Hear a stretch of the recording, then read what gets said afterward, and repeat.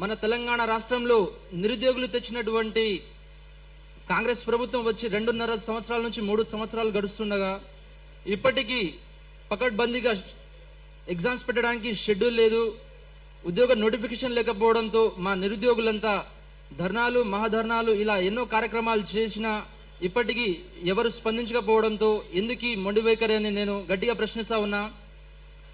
తెలంగాణ రాష్ట్రంలో ఉద్యమ సమయంలో మన నీళ్లు నిధులు నియామకాలని కొట్లాడి తెచ్చుకున్నటువంటి తెలంగాణ రాష్ట్రంలో ఈరోజు ఉద్యోగాలు అడుకోవడం దుర్మార్గమైన పరిస్థితి కనిపిస్తా ఉన్నది. మన తెలంగాణ రాష్ట్రంలో 30 లక్షల నుంచి 40 లక్షల ఫ్యామిలీస్ ఉన్నాయి. ఈ ఫ్యామిలీస్ లో ప్రతి ఒక్క ఫ్యామిలీలో చదువుకునే విద్యార్థులు ఉన్నారు, మరియు నిరుద్యోగ మిత్రులు కూడా ఉన్నారు. ఈ 30 నుంచి 40 లక్షల నిరుద్యోగ మిత్రులకు ఎప్పుడు ఉద్యోగాలు వస్తాయి? ఏ అమాస పౌర్ణమి నాడు ఉద్యోగ నోటిఫికేషన్లు ఇస్తే వీళ్ళందరికీ ఉద్యోగాలు ఎప్పుడు వస్తాయి? వీళ్ళంతా వాళ్ళ తెలివితేటలను ఉపయోగించుకొని, నాలెడ్జ్ ని ఉపయోగించుకొని, ఇదే వారి ఆయుధంగా అమర్చుకొని ఉద్యోగాలు వస్తే మా భవిష్యత్తు బాగుపడుతుంది, మేము అభివృద్ధి చెందుతామనుకునే నిరుద్యోగులు ఈరోజు ఉద్యోగాల కోసం వెంటబడుతూ తిరగడం ఎంతవరకు కరెక్ట్ అని కూడా నేను గట్టిగా ప్రశ్నిస్తా ఉన్నా. The students of Telangana are be like leaders, కానీ right now the Telangana students ఈరోజు లీడర్స్ మధ్య నలిగిపోతున్నారు. వాళ్ళు ఎన్నో కష్టాలు అవుతున్నారు. పనికిరాని జియోలు ఎన్నో తీసుకొచ్చినారు.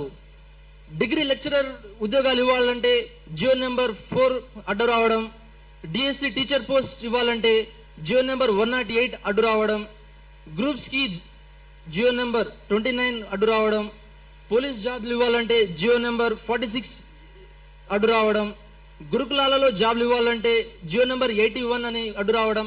ఈ జియోల వల్ల ఉపయోగాలు ఏమున్నాయి? ఇవి బలిష్ణులకు, బిజినెస్ మెన్లకు, పొలిటీషియన్స్ ఫ్యామిలీస్లకే ఇవి పరిమితమవుతున్నాయి. గట్టిగా చదువుకున్నోడికి ఎలాంటి లాభాలు లేవు. ఇప్పటికైనా మన సీఎం రేవంత్ రెడ్డి గారికి ఎన్నోసార్లు చెప్పినాం, మేము రిక్వెస్ట్ గానే అడుగుతున్నాం, మేము పెయిడ్ బ్యాచ్ కాదు. ఎన్నో కష్టాలు పాల్పడుతున్నారు. 5 రూపాయలు భోజనాలు తింటూ వాళ్ళు ఎండలో ఎండుతా ఉన్నారు. మిత్రులు బల్మూరి వెంకట్ కావచ్చు, మా కోదండరాం సార్ కావచ్చు, వీళ్ళంతా మమ్మల్ని గట్టిగా వాడుకొని ఈరోజు పట్టించుకునే పరిస్థితి కనిపిస్తా ఉన్నది. ఇప్పటికైనా స్పందించి వారు వెంటనే షెడ్యూల్ ని, ఉద్యోగ నోటిఫికేషన్ ని అందిస్తే విద్యార్థులంతా కాంపిటేటివ్ స్పిరిట్ తో గట్టిగా చదువుకుంటారు. ఎలాంటి కొట్లాటలు లేకుండా, ధర్నాలు, మహాధర్నాలు ఈ అసలు సోది లేకుండా వాళ్ళు బ్రహ్మాండంగా చదువుకొని జాబ్ కొట్టుకుని వెళ్ళిపోతారు. ఇది ప్రభుత్వానికి కూడా మంచి పేరే కదా.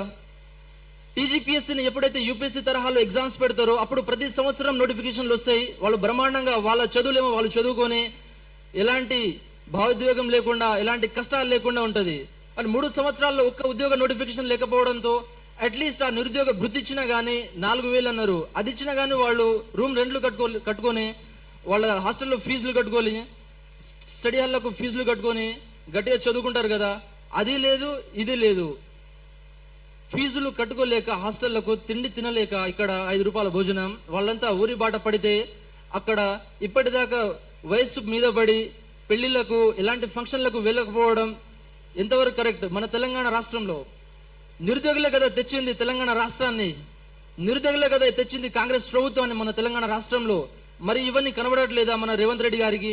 ఇంకెన్నాళ్ళని ఈ కష్టాలు ఇంకా కొనసాగుతూ ఉంటది. విద్యార్థులంతా కన్నీళ్లు పెట్టుకున్నటువంటి సమాచారాన్ని తెలుసుకున్న, నా కళ్ళతో చూసిన కాబట్టి నేను ఇక్కడ రావడం జరిగింది. పక్కనే ఉన్నటువంటి ఓడియన్ మాల్లో వచ్చిన మన రేవంత్ రెడ్డి గారు మరి 2 కిలోమీటర్ కూడా లేదు, 1.5 కిలోమీటర్ మాత్రమే ఉంది. అక్కడికి ఎందుకు రాలేదు? మేము ఇక్కడ లోకల్ లీడర్స్, షోకాస్ లీడర్ ని చూసి మేము ఈ ప్రభుత్వాన్ని ఎన్నుకోలేదండి. ఢిల్లీలో ఉన్నటువంటి మన రాహుల్ గాంధీ గారు మా దగ్గరకు వచ్చి హమ్ 1 సాల్ మే 2 లాఖ్ నౌకరీ దేంగే అని అన్నాడు. ఇప్పటికీ 2 లాఖ్ లేదు, 2,000 ఉద్యోగాలు లేవు. ఒక్కొక్కరు అంటున్నారు 50,000 ఉద్యోగాలు, 70,000 ఉద్యోగాలని. ఎక్కడికి వచ్చినాయండి?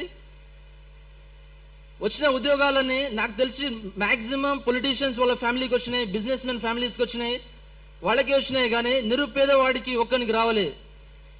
ఉద్యోగాలు వస్తే వీళ్ళంతా ఎందుకు ఇక్కడ కూర్చుంటారు? వాళ్ళకేం పని పాటలు లేవా? సిలబస్ కంప్లీట్ చేసుకుని 30 సంవత్సరాల పై దాటినటువంటి నిరుద్యోగులు ఇక్కడ కూర్చుని ధర్నా చేస్తున్నారంటే దానికి కారణం ఇదే. మరి ఇప్పటికైనా ప్రభుత్వం గట్టిగా స్పందించి వెంటనే జాబ్ షెడ్యూల్ మరియు జాబ్ నోటిఫికేషన్స్ ఇవ్వాలి. జూన్ 2వ తారీఖు నాడు తెలంగాణ రాష్ట్ర ఆవిర్భావ దినోత్సవం నాడు ఇవి గట్టిగా చెప్తేనే బాగుంటుంది. లేకపోతే మళ్ళా ఈ కార్యక్రమాలు మళ్ళా తెలంగాణ రాష్ట్ర ఉద్యమాన్ని మేము మళ్ళా చేపడతాం. ఎవరికి హాస్టల్ వ్యాపారాలు చేస్తున్నారు, ప్రభుత్వాలు వ్యాపారాలు చేస్తున్నారు, నిరుద్యోగులని మానసికంగా ఆర్థికంగా అన్ని విధాలుగా హింసిస్తున్నారు. కాబట్టి ఇక మేము 20 తారీఖు రోజు నిరుద్యోగుల ఆవేదన సభ ఇందిరా పార్క్ దగ్గర పెట్టినాము. నిరుద్యోగులందరూ కూడా ఖచ్చితంగా అందరూ తరలి రావాలి.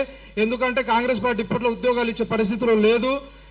గతం లోపల జీపీఓల త్వరలో అని చెప్పి ఏ విధంగా అయితే నిరుద్యోగులను మభ్యపెట్టారో ఇప్పుడు కూడా నిరుద్యోగులను మభ్యపెట్టి తర్వాత జెడ్పీటీసీ తర్వాత జిహెచ్ఎంసీ ఎలక్షన్ పోయి మళ్ళా మనల్ని మోసం చేసే అవకాశం ఉంది. కాబట్టి నిరుద్యోగులందరూ కూడా ఐపీఎల్ జబర్దస్త్ అవన్నీ చూడకుండా మనం అందరం కూడా బయటికి రావాల్సినటువంటి అవసరం ఉంది.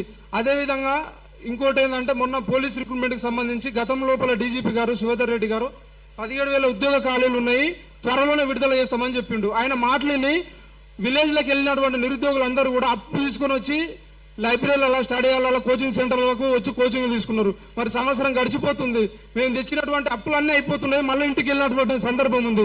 మరి ఆయన మారేని కొత్త సివి ఆనంద్ గారు వచ్చిండు. ఆయన 19,000కు సంబంధించి పోస్టులు ఖాళీ ఉన్నాయి, ప్రభుత్వానికి మేము ప్రతిపాదన పంపినాము. 5,000 మాత్రమే ప్రభుత్వం ఆమోదం తెలిపిందని చెప్పారు. మరి మిగిలిన 14,000 పోస్టులు ఎక్కడ పోయినాయి? అసలు 5,000కి ఆమోదం తెలిపిరా లేకపోతే వీళ్ళు కావాలని చెప్పి నిరుద్యోగులతో మాట్లాడుతున్నారు అనేది అర్థం కానటువంటి పరిస్థితిలో నిరుద్యోగులు ఉన్నారు.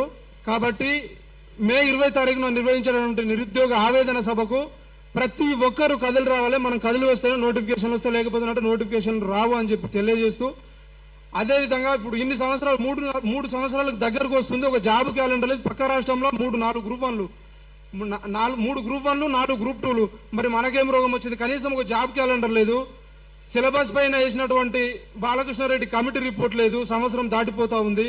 ఉద్యోగ ఖాళీలపై వేసినటువంటి శాంతకుమారి కమిటీ లేదు, 2 లక్షల ఉద్యోగాలు లేవు, జాబ్ క్యాలెండర్ లేదు, ఏమి లేదు. కనీసం వాళ్ళు ఇంతమంది చనిపోతే కనీసం కూడా స్పందిస్తలేరు. కాబట్టి మేమందరం ఇప్పటి నుంచి రౌండ్ టేబుల్ సమావేశాలు అవన్నీ ఏ ఉండవు, డైరెక్ట్ వాళ్ళ ఇళ్లను ముట్టడించుడే, రోడ్ల మీద కూర్చొని ధర్నాలు చేసుడే. కాబట్టి నిరుద్యోగులారా దయచేసి ఇప్పటికైనా కూడా చీరలకు పరిమితం కాకుండా కదలండి. మనం అందరం కదిలితేనే నోటిఫికేషన్లు వస్తాయని చెప్పి తెలియజేస్తూ